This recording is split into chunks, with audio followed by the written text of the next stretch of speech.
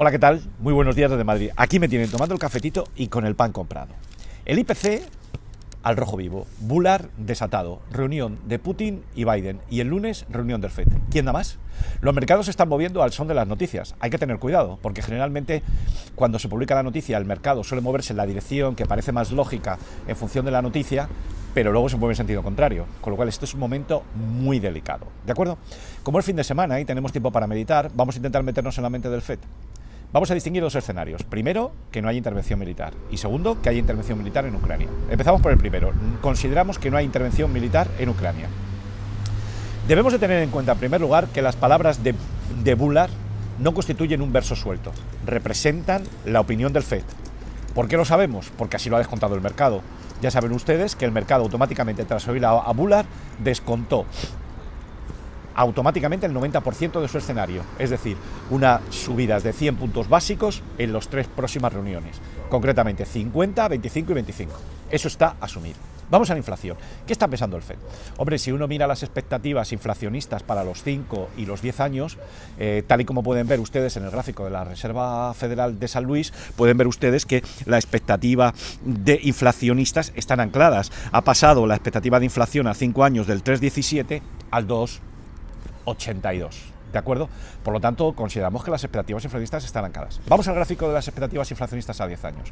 Tal y como pueden ver en el gráfico de la Reserva Federal de San Luis, las expectativas inflacionistas han pasado a 10 años del 2,76 al 2,43. Pueden ver ustedes que desde noviembre las expectativas inflacionistas están cayendo. Entonces, claro, la pregunta que nos hacemos, y yo me hago el primero, es: teniendo en cuenta que las expectativas inflacionistas están ancladas, ¿por qué el FED nos amenaza con tanta fuerza? La respuesta está en los swap a 1 y a 2 años, en los que se están descontando expectativas inflacionistas muy altas. Por lo tanto, lo que va a perseguir ahora mismo el FED es luchar contra la inflación, porque cree que la tiene desbordada en el plazo de 1 o 2 años. Seguimos pensando. El FED además ha visto que durante 4 meses consecutivos la inflación ha estado por encima del 7%, ¿de acuerdo? Por lo tanto, nos encontramos que él considera que la inflación no es volátil y que las presiones inflacionistas están desbocadas. Vamos concretamente a los datos de IPC. En el gráfico, en la tabla que les he mostrado, pueden observar ustedes que realmente la inflación, lo que está provocando la fuerte subida de precios es fundamentalmente la energía. Ven ustedes tanto el precio del petróleo como la gasolina como el gas natural. Son los factores dominantes. El problema fundamental que tenemos en esta materia es que la tendencia del precio del petróleo es alcista. Por lo tanto, el FED, el mensaje de Bullard es claro: como no puedo controlar el precio del petróleo, voy a dar un palo a la demanda, ¿de acuerdo? Por lo tanto, van a provocar recesión, ¿de acuerdo? Y finalmente está la espiral salarial. Yo tengo, por experiencia personal, un familiar que está en los Estados Unidos y la empresa le cuesta mucho trabajo conseguir contratar ingenieros, además muy caros, y los salarios están incrementándose a un ritmo superior al 7%, y aún pagando no encuentra empleados, ¿de acuerdo? Por lo tanto, se ve claramente que esto también lo está teniendo en cuenta el FED, porque se lo están diciendo las empresas, y dice: voy a frenar la demanda. Y tal y como pueden ver ustedes, el mensaje de Bullard ha sido alto y claro, y las curvas de tipos en el plazo de 2-7 años, como pueden ver, se han invertido. Y de la misma manera que la curva de 2 y 7 años se ha invertido, pues se está a punto de invertir 2 y 30 años, y se está aplanando 7 y 10 años. Luego nos encontramos con que el mercado está descontando una recesión, pero es que además de descontar una recesión, pueden ver ustedes en este gráfico cómo se está considerando como escenario más probable que ya en el año 2023 nos encontraríamos con que los tipos de interés, el FED se vería obligado a recortarlos. Y finalmente quiero que se fijen en el diferencial entre el tipo de interés de las notas a 2 años y a 10 años, y pueden ver ustedes que está en torno a 0,45, 0,41 aproximadamente. ¿De acuerdo? Por lo tanto, vamos a considerar como escenario más probable que el FED ha optado por un camino muy claro. Van a cambiar inflación por recesión. ¿Se va a solucionar algo con la subida de tipos de interés? Hombre, yo creo que no se va a solucionar absolutamente nada. Lo único que vas a dar es, le vas a dar un palo increíble a el crecimiento, en un momento en que el consumo privado ya se estaba desacelerando. Por lo tanto, ¿a qué nos enfrentamos? Bueno, yo creo que nos enfrentamos, tal y como les exponemos en este gráfico, a un escenario de estancamiento con inflación. De tal manera que los banqueros centrales de todo el mundo se van a enfrentar a este escenario, a convivir con tasas de inflación relativamente altas, porque el precio del petróleo va a estar alto. No se puede solucionar los problemas laborales de la noche a la mañana. Tú no puedes contratar gente con talento a precio barato ahora mismo. Y en tercer lugar nos encontramos que vas a pegarle tal palo al consumo privado que el consumo privado se va a estancar.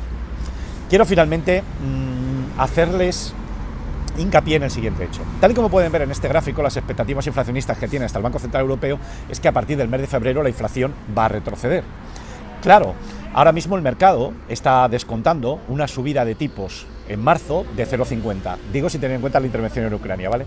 Están descontando una subida de tipos del 0,50 en marzo y luego 6 subidas más de tipos de interés a lo largo del año 2022. ¿De acuerdo? Ya en el 2023 están descontando recortes de tipos. Pero esto es ahora mismo lo que están descontando. Ahora bien, yo creo que van a fijarse en cómo evolucione la inflación a partir de febrero. Todo el mundo está pensando que la inflación a partir de febrero va a caer. El problema es ¿a qué ritmo? En principio, si la inflación retrocediera a un fuerte ritmo a partir del mes de febrero, pues hombre, yo creo que el FED se replantearía esas subidas de tipos de interés, ¿de acuerdo? Y no llegaríamos a 7 subidas.